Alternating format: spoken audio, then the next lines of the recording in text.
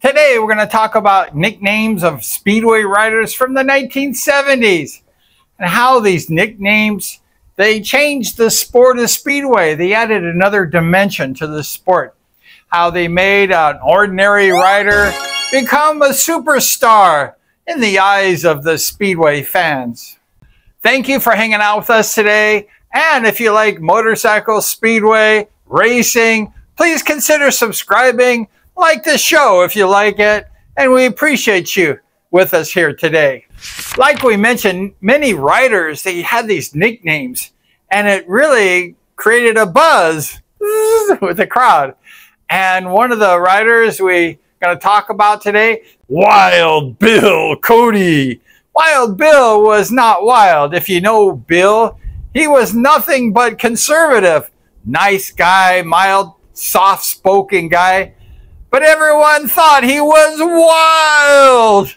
And when I met Bill, I was like, this is not Wild Bill. This is conservative Bill Cody.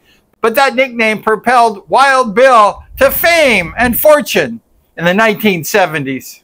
One of the first heartthrobs of Speedway, he was number 19, and they called him Slidin' Sonny Nutter. He had the nickname of Slidin' because he knew how to slide that Speedway bike so much as he was an early day Speedway star at the Whiteman Stadium, moved over to Costa Mesa. He had won the first California State Championship. Slidin' Sonny Nutter was, like I mentioned, one of the first heartthrobs, and he was one of the stars of early day Speedway. We also had the machine. That was Michael Bass. Michael Bass was number 11, number 1. He was a star of stars in Speedway. However, the fans did not adore him as much as other Speedway riders. Why? Because he won all the time. People were getting sick and tired of Michael Bass taking home that big paycheck night after night. They wanted to see new blood win. But the machine, he kept ticking along. That computer machine, that was before computers. He was the machine. Michael Bass won 7 of 10 United States Speedway Nationals in the 70s. He was on fire.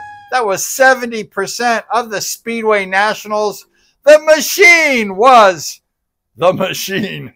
Another nickname we had in the 70s was Danny Berserko Becker. Danny Becker was crazy good. He had that wild style. He would ride the wall and crash and the wheelies. One time he broke the tapes in the main event and he just blew through all the tapes. He just was naturally gifted. He was wild and crazy. And when Larry Huffman announced his name, the crowd went crazy over Danny Becker. He was a good-looking guy. He was another heartthrob. There's a bunch of them in the early 70s. And Danny Becker was just a talented rider.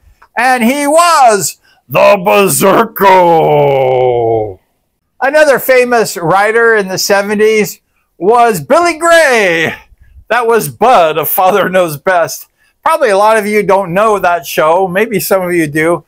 But Father Knows Best was a TV show like in the late 60s or early 70s or something.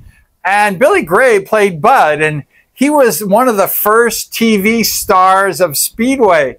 So when Larry Huffman would announce his name, he would say, and introducing Bud from the TV show Father Knows Best. And a lot of those early day Speedway fans, they knew that TV show because it was on TV.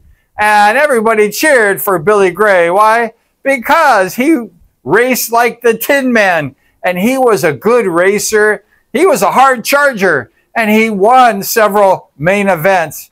But Billy Gray was Bud of Father Knows Best. Another hard charger in the 70s was Dangerous Dub Farrell. Dub Farrell was dangerous as a D2 rider. That's how he got his nickname. He was a really hard charger. He was kind of a wild rider. And he had a lot of talent, but he needed to learn how to hone that talent. And he did. He went to D1 in 75. He was the #2 best rider in the United States at the Nationals.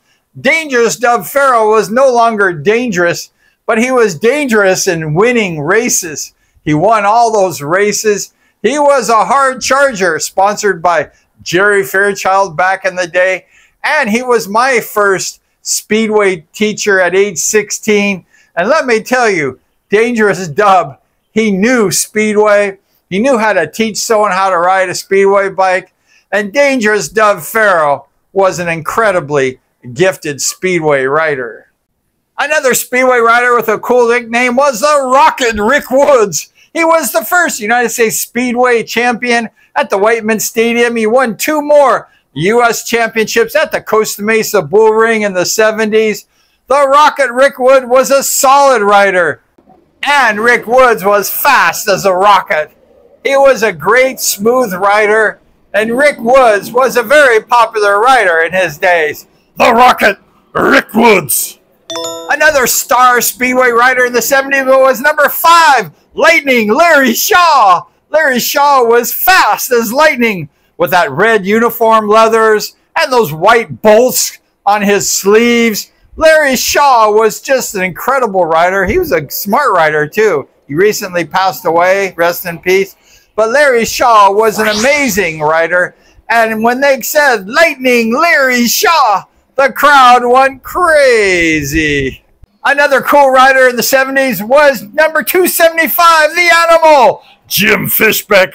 Jim Fishbeck was big. He was an animal. He was so much bigger than the normal racers. He would just tower over them. He was tough as nails. And Jim Fishbeck was just a gnarly dude. He was too big to ride a Speedway bike, but he was good. He definitely knew how to ride, and he definitely knew how to compete. Jim Fishbeck was the Animal, and he was a cool dude, and lots of people enjoyed watching number 275, the Animal, Jim Fishbeck.